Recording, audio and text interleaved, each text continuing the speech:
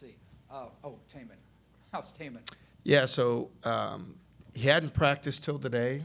We had him in on some of our non-contact and shooting things today. Our trainer will evaluate him this afternoon, just see how things felt for him. And like I said, I mean sincerely, like the day-to-day is we want to make sure we're doing what's best for him and his health and his well-being. So I want to make sure that if he's to play tomorrow, that he feels up to it totally, not that we're just looking at it as how important he is to our team. So he hasn't done anything contact-wise yet, so we'll see. I'm hopeful that he can play tomorrow, but we'll have to see how that goes the rest of the day today and tomorrow. With 2 home games this week, kind of sort of the back-to-back thing, and with the next week off, I guess it would be, do you try to play him as much as he can this week? Because considering the home game, and you got to, with the way the Big 12 is, you've got to protect home court.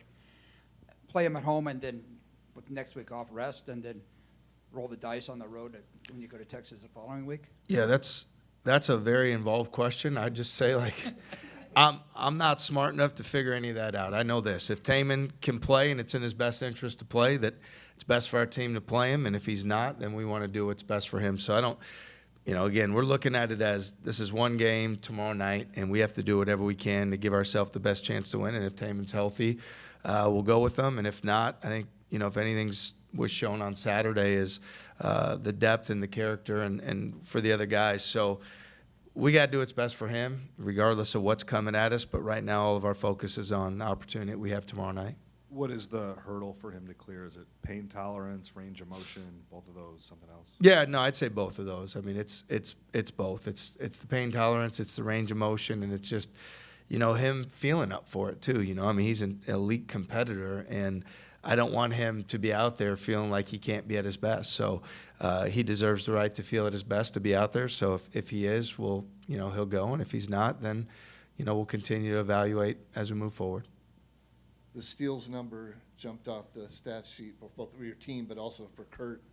But how would you talk about what he meant as a ball handler at TCU, just in terms of helping to set up other guys and, combined with the really good defense that he played? Yeah, certainly, defense sets the tone in our program for everything, and I think his ability to pressure the basketball, anticipate, and passing lanes was really good. And a lot of his steals he was in the right position, and the ball kind of found him. So that was great. And then he's continuing to develop that confidence, with the basketball. We utilize him sometimes at the point guard position. He's a guy that has been historically a high assist, low turnover guy. He wants to make the right plays for his teammates. So great to see him on the road, have that resiliency and ability to find his teammates, get guys shots, make plays, make shots. I think it was his best game as a Cyclone, just kind of seeing all of his game on display, which proud of him for that. Coach, what does Saturday's win do for you guys, seeing how many people stepped up and contributed when, your star guy is out, and to force that many turnovers? What does that game and performance really mean for you guys going forward? Well, hopefully, guys develop confidence from the games that they played. I mean, we had 3 or 4 guys that probably played their best game as a Cyclone to date, and that's a great sign for our program, a great sign because I think, with Taman out, they really wanted to uphold that standard. You heard guys talking about, I want to make the energy play that Taman makes, get the rebound he makes, the loose ball, first to the floor, all those things. So I don't necessarily know what it means moving forward. I know it means that we're 3-2 in league play as opposed to 2-3, and I know that every game in this league is really challenging. So you got to take them one game at a time and know that over and over I'll say that handling success and handling failure or handling adversity are what's really important in this league, because every night out it's a hard fought game, whether it's home or road. Did that enhance your message to the guys with 2 home opportunities against 2 kind of rivals in the conference come up this week? Yeah, for us, all we do is just focus on the next game, no matter what. So, everything is focused on the opportunity in front of us tomorrow night. We play a team at the top of the standings, team that's coming off an Elite 8 season.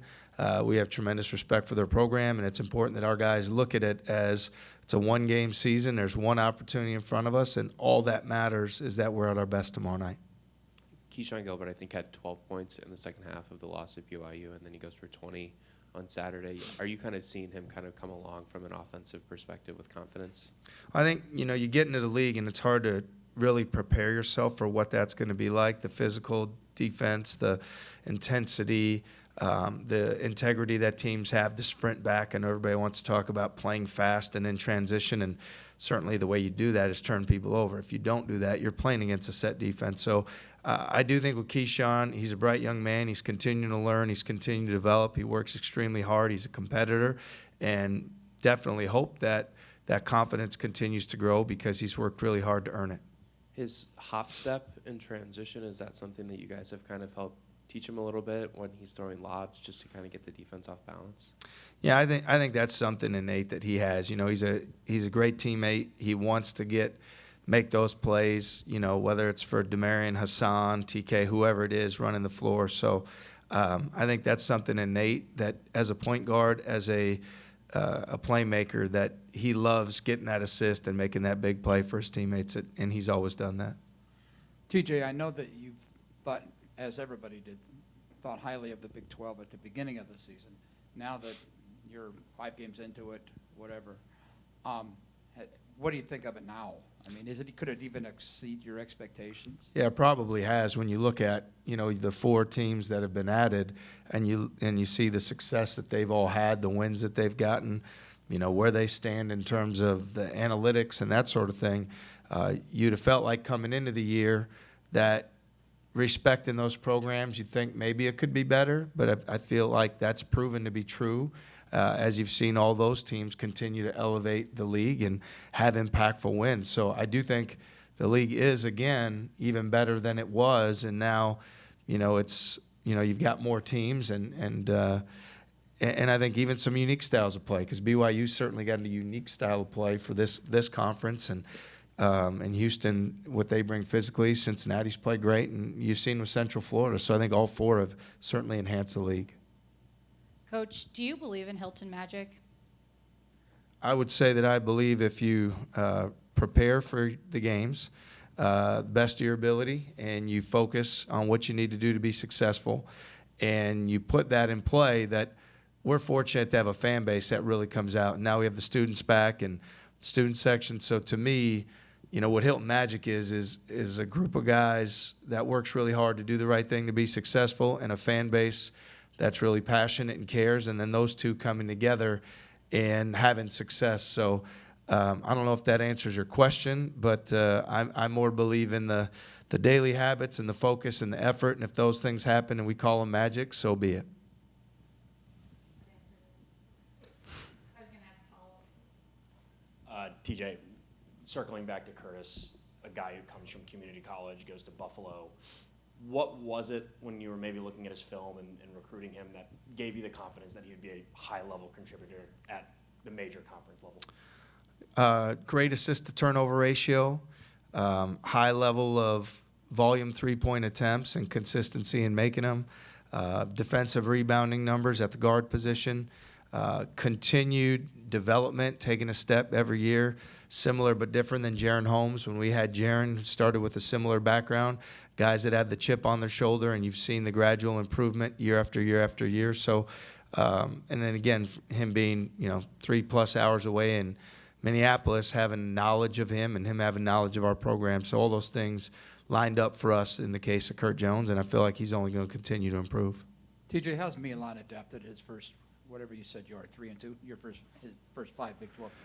Yeah, he's done well. I mean, he's a very confident young man, and we're confident in him. Offensively, he's a tough matchup. Obviously, shoots it the way he does, but he gets to his spots against smaller guys and drives it and gets to those 8 or 12-foot turnarounds, and we want him to continue to be a force cutting. I'd say the area we need to continue to challenge him is on the glass. I think the rebounding and has got to continue to be at the top of the list for him on things that he takes a step forward.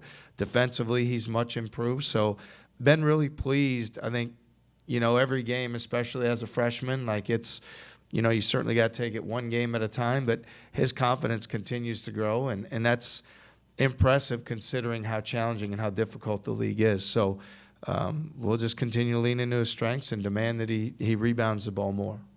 How far has Rob Jones come? Yeah, I mean, I think it's pretty obvious to everybody that's followed our program to see the strides that he's taken from his first year to where he's at now. He embodies the work habits that our program's about. His character, his toughness. It's like having another coach on the floor. And so he does all those things so well, and then he makes the game go his way because his care factor's high, the effort he gives, the physical play he gives. So, he continues to take positive steps forward, and he's done that since the start of being here. And I think everybody, if anybody at any point wasn't a Rob Jones believer, I think he certainly turned everybody into a Rob Jones believer now. When you talk about Milan's rebounding, which side of the floor are you emphasizing to him? Yeah, the defensive side more so. For him, he ends up, in certain things we run, he's spacing on the perimeter, and there's times where, his space might be at 27, 28 feet, which, driver shot goes up and he's moving on penetration, so he's not in great position to go. But I do think there's going to be chances for him to go to the offensive boards, and he needs to do that. And then, on the defensive glass, there's teams that crash the guy at his positions. There's teams that get back with him. And I say he has to have the impact. He's always been a good rebounder, a guy that, as he was coming up, was an 8 or 9 type of rebound a game guy. And there's no reason he can't be a 6 rebounder, better guy when he puts his mind to it. K-State has obviously a lot of new faces from last year. You talked about them going to the Elite Eight and having success. When you look at some of the new faces, how do you feel like they've kind of helped them sustain some success in the second year? Well, they brought in, impactful transfers. I mean, a guy like Perry, who had a lot of wins and success at North Texas, and Kaluma, who did the same at Creighton. And so you're bringing in guys that are high-level transfers who have had a lot of success in the places they've been. You bring in a freshman like Day-Day Ames, who is very highly regarded nationally. And then, even like with McNair on the front line, what he's meant to them. So the guys they've brought in have come from winning programs. The guys they've brought in have a history of being successful. And I think as a coach, when you see guys that have won and done things well at previous stops, it gives you confidence they can continue to do it at your place. That's certainly been the case for their program.